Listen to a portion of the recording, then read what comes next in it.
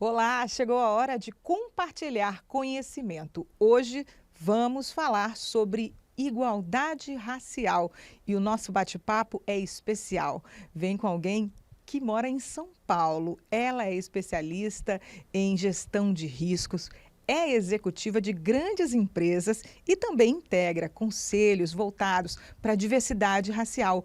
Hoje está na Ejur, Viviane Moreira. Eu só falei um pouquinho porque a biografia dela é muito maior, são grandes as experiências. Muito obrigada por estar aqui com a gente. Imagina, eu que agradeço o convite, estou muito feliz de estar aqui compartilhando um pouquinho com vocês.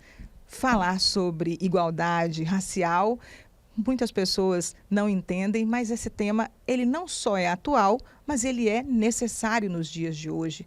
Por que é tão importante falarmos sobre isso?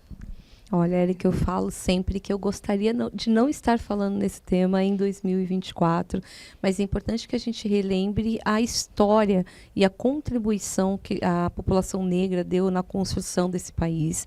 E como muitas vezes a gente relega a um plano B, grandes fatos que proporcionam realmente a estrutura que a gente vive hoje. Então, quando a gente fala da importância de igualdade racial, a gente está basicamente falando sobre entender o nosso passado, por que acontece as ações de racismo no presente, para que a gente consiga construir realmente um futuro muito mais com igualdade, com mais possibilidade e principalmente com mais consciência de que a gente precisa de oportunidades iguais para todos. Hoje se fala muito na questão da meritocracia. Isso é um mito? O que a gente pode falar sobre isso? Eu posso te afirmar, meritocracia racial no Brasil não existe, né? Na verdade, assim, meritocracia no seu quesito, na sua construção, ela pode existir a partir do momento que você tenha a linha de partida igual para todo mundo. E aí nós estamos falando de mesmos acessos, mesmo nível de educação, mesma possibilidade. Então, para a construção da meritocracia, porque é um mito a meritocracia para pessoas pretas nesse país, parte desse contexto básico. Nós não saímos da mesma linha de largada de outras pessoas não negras. Muito pelo contrário, a gente tem dados históricos que comprovam a desigualdade que a gente permeia no nosso país. Então, não dá para a gente falar que a ascensão de pessoas pretas vem através de mérito. Eu diria que a ascensão de pessoas pretas vem através de cedermos oportunidades. Porque quando a gente tem uma oportunidade, a gente sabe que a Vivi não vem sozinha numa situação de oportunidade. Ela traz toda uma representatividade junto com ela. E é essa diferença que a gente consegue fazer que é o diferencial. E falar que é por mérito ou porque ela lutou e que ela venceu é mais uma dos vieses inconscientes ligados ao racismo estrutural que a gente normalizou e não deveria normalizar numa sociedade que a gente vê a ausência, sente a ausência em várias instâncias, em vários poderes, em várias estruturas de pessoas pretas. E isso, de alguma forma, ou de todas as formas, você vivenciou na tua experiência. Atualmente, você é executiva de uma grande multinacional. Como que foi a tua trajetória diante de toda essa realidade?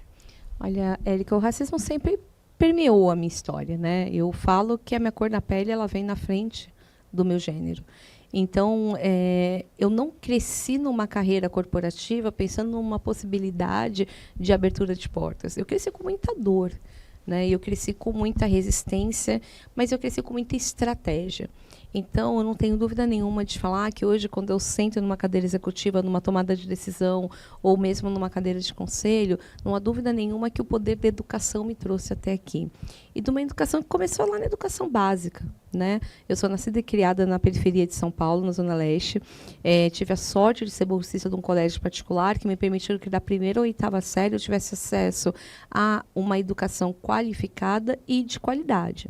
Com uma família que já tinha uma consciência racial, meus irmãos participavam do movimento negro unificado, e com o sonho da minha mãe e do meu pai de ter todos os filhos realmente formados e graduados como uma forma de ascensão para a família e perenidade, continuidade do legado deles. Então, meu primeiro emprego foi aos 13 anos, como entregadora de panfleto no Farol. E quando eu comecei a trabalhar, foi meu primeiro choque, né, no mundo corporativo, porque olharam para mim e falaram: olha, essa menina pretinha fala melhor e está limpinha, contrata ela para ganhar R$ 10 entregando o panfleto no Farol. eu ouvi muito mais nãos do que sims. Ao auge dos meus 44 anos, eu continuo ouvindo nãos. A diferença é que agora a gente tem uma voz e tem um poder de representatividade, principalmente nos últimos 15 anos. Né? O meu reencontro com a minha negritude aconteceu em 1997, quando eu fiz um curso pré-vestibular para jovens pretos carentes na USP, que era o Núcleo da Consciência Negra, e foi a primeira vez que eu vi pessoas negras químicas, pessoas negras biólogas, que eram pessoas negras que se juntavam para dar aula para jovens pretos carentes para sermos mais. E nós tínhamos uma aula que chamava Núcleo e Cidadania Negra. Ali eu conheci minha história e reconectada com o ponto D. Você pode ser quem você quiser ser, dentro do mundo corporativo. Saiba que não vai ser fácil, mas você pode ser quem você quiser ser. E, para isso, você precisa estar 20 passos à frente, 15 passos à frente. Se alguém fala inglês, você tem que falar 5 vezes melhor o inglês. Se você tem uma pós-graduação, você tem que ter 2 ou 3 pós-graduações para poder conseguir chegar a ter uma única oportunidade. Você sabe, já linkando com a resposta anterior de meritocracia, você sabe que até pouco tempo atrás, uns 6, 7 anos atrás, para eu conseguir ter uma entrevista, principalmente via rede social, eu tinha que tirar minha foto do LinkedIn. Porque se eles olhassem a minha foto, das duas, o que acontecia muito na seleção. Jamais que uma pessoa preta pode ter esse currículo, não vou chamar porque é falso, ou por que eu teria uma pessoa preta com esse currículo. Então, muitos processos seletivos eu adotei essa estratégia. Eu mandava meu currículo, tentava me enquadrar nos rótulos que poderiam ser palatáveis para uma pessoa preta, cabelo liso, cabelo escovado, sempre muito bem vestida, sempre com um linguajar que poderia ser aceito dentro desse processo para conseguir cavar oportunidades. Por isso que eu te falo que a meritocracia racial no Brasil é uma falácia. E a gente normaliza situações que poderiam não ser que não deveriam ser normalizadas. Até que ponto é cruel você ter um currículo extremamente apto a uma determinada posição e ter que esconder quem você é para conseguir essa posição. Por isso que hoje eu aproveito espaços como esse, sou muito grata, para que a gente não tenha o julgamento, mas para que a gente enxergue o óbvio. E quando a gente fala da questão racial no Brasil, a gente ignora o óbvio. A gente ignora o óbvio de chegar numa empresa e não ter gestores pretos, ou se tiver um só, para a gente está bom. A gente ignora o óbvio todos os dias nas redes sociais, quando a gente vê milhões de casos de racismo e classifica como mimimi, ou como agora esse assunto está chato, agora tudo é racismo. Não, não é que tudo é racismo. E você sempre deixa muito bem demarcada essa sua posição em todas as empresas onde você atua, a importância de falar sobre igualdade e também das desigualdades. E eu falo isso, Érica, porque eu não tenho muita opção de me calar, na verdade. Porque, normalmente, eu sou a única preta que vem nesse espaço. A solitude dos executivos pretos, ela chega a ser até uma solitude que agride, né? E a gente paga um preço alto. Hoje, por exemplo, no mercado corporativo, a gente sabe que vem perpetuando sequelas muito pesadas, principalmente a partir de 2020, do advento do George Floyd, onde, de repente, a gente teve um boom de consciência racial nas empresas, e agora, em 2024, com o movimento anti-woke, a gente vem, não era bem assim, não era bem assado, não vinham os resultados, como se tratar de questões raciais de mais de 200 anos poderiam ser normalizadas em 4 anos no mundo corporativo. Mas, de qualquer forma, esse preço muito alto agora está vindo na segurança psicológica dos profissionais pretos. Então, a gente vê cada vez mais pessoas pretas sofrendo microagressões, eu diria que são macroagressões, mas microagressões, todos os dias no ambiente corporativo, questionando as suas próprias capacidades. E isso é uma evolução do racismo estrutural. Então, é muito grande o número de pessoas pretas que, por exemplo, dentro de uma cadeira de administração, dentro de uma cadeira de trabalho, como a minha, de executiva ou de conselheira, muitas vezes tendo seu conhecimento questionado por um grupo de pessoas brancas que se firmam dentro de um pacto da branquitude para colocar um outro rótulo dessa pessoa preta.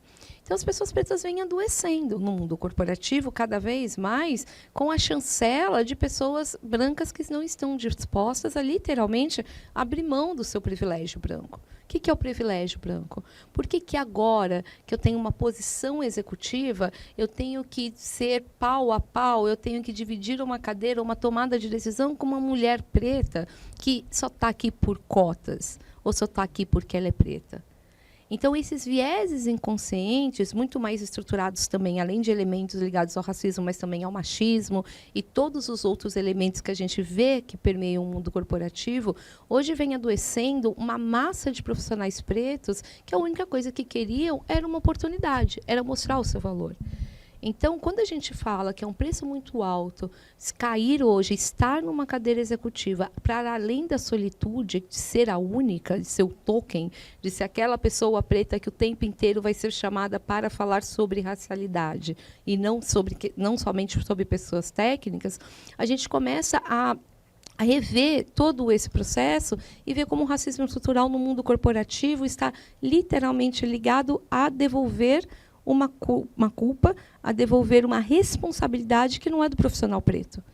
É da ausência de letramento de outros pares, que se juntam e, dentro de uma desculpa de que esse profissional preto não é capaz, acabam adoecendo pessoas. Eu vejo adoecendo muita gente no mercado corporativo, muitos profissionais pretos bons, que estão no mundo corporativo e literalmente estão desistindo ou para empreender ou para procurar outro caminho, porque o pacto da branquitude e a ausência de viabilidade de querer descer do muro contra o racismo estrutural vem permeando algumas ações que chegam a ser cruéis. Eu brinco para tornar um tom leve, mas é extremamente sério isso que eu vou dizer, que a chibata, até pouco tempo atrás, ela batia no lombo e ela era de verdade. Agora, a chibata, ela é digital e ela dói na alma. O racismo estrutural, ele evolui. E no mundo corporativo é onde a gente mais vê esses casos solidificados, normalizados, como se fossem estruturas do dia a dia normal de empresas. E eu estou incluindo todas as empresas, incluindo startups.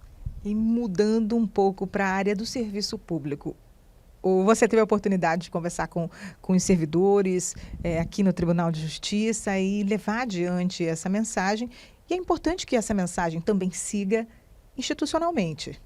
Sem dúvida, Érica. Eu acho que o funcionalismo público ele tem até alguns avanços, literalmente, principalmente quando a gente tem cotas muito bem definidas para a população preta, para a população indígena, em concursos, enfim. Então, a gente tem na base, né, literalmente, mais representatividade de pessoas pretas do que, eventualmente, no corporativo.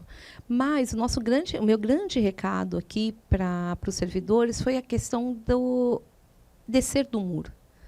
Quando a gente está falando de racismo, quando a gente está falando de situações de discriminação racial, ficar em cima do muro também é uma posição. Não se manifestar contra as injustiças, contra as sequelas, contra os impactos do racismo, é justamente falar o seguinte: olha, não é comigo. Eu até tenho amigos negros, mas não é isso. É justamente permear e continuar encaminhando para o futuro uma responsabilidade que agora é do presente. Então, se todo mundo se diz todo mundo é antirracista, ninguém é racista. Mas quando a gente vê uma situação de racismo, a gente se cala. Então, você não é antirracista, porque o silêncio também é conivência. Não se posicionar contra uma situação de injúria racial, de racismo, de discriminação, não ter um compliance antidiscriminatório, não ter um letramento racial, não ter a empatia com a dor de uma pessoa que sofre racismo no dia a dia, são exemplos do silêncio de que é problema seu, não é problema meu. E quando a gente busca, falando do mês da consciência negra, né? O que é a consciência negra?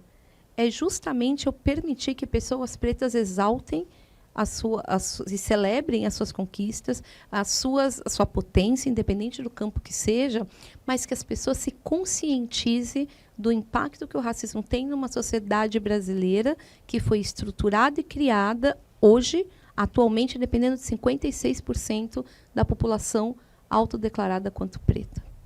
E antes da gente encerrar esse bate-papo excelente, que mensagem você gostaria de deixar para quem acompanha o nosso canal da Escola Judicial de Roraima, no YouTube? O que você gostaria mesmo de deixar? Porque já foi um baita de um recado desse nosso bate-papo. Obrigada. Eu acho que o meu grande recado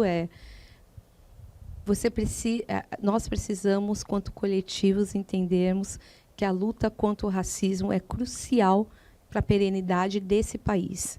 Não é só sobre uma pessoa, é sobre todos nós, incluindo você. Incluindo os seus afetos, incluindo os seus amores, incluindo as pessoas que você diz lutar a favor. Quando a gente não se posiciona, ou quando a gente não fala sobre o assunto, ou quando a gente não se conscientiza, o que a gente está fazendo é continuar se tornando uma sociedade que vive numa bolha do centro e nós estamos excluindo a margem. E é essa margem que vai fazer a diferença na sociedade brasileira e a gente precisa dessa mudança com urgência. Não temos mais tempo só para falar, precisamos agir. E eu conto com eles para todo mundo agir. Então vamos agir. Muito obrigada por esse bate-papo excelente, essa conversa que vai ficar no nosso canal. Eu quero agradecer. A gente conversou com a Viviane Moreira, ela que é executiva e que tem aí uma larga experiência, não só como executiva, mas também deixando essa mensagem tão importante sobre a igualdade racial. Muito obrigada e volte sempre a Roraima. Eu que agradeço. Olha, eu volto, viu, gente? Muito obrigada mesmo. Muito obrigada e até a próxima. E se você gostou desse conteúdo, curta, comenta e compartilha. E a gente se vê na próxima. Até lá!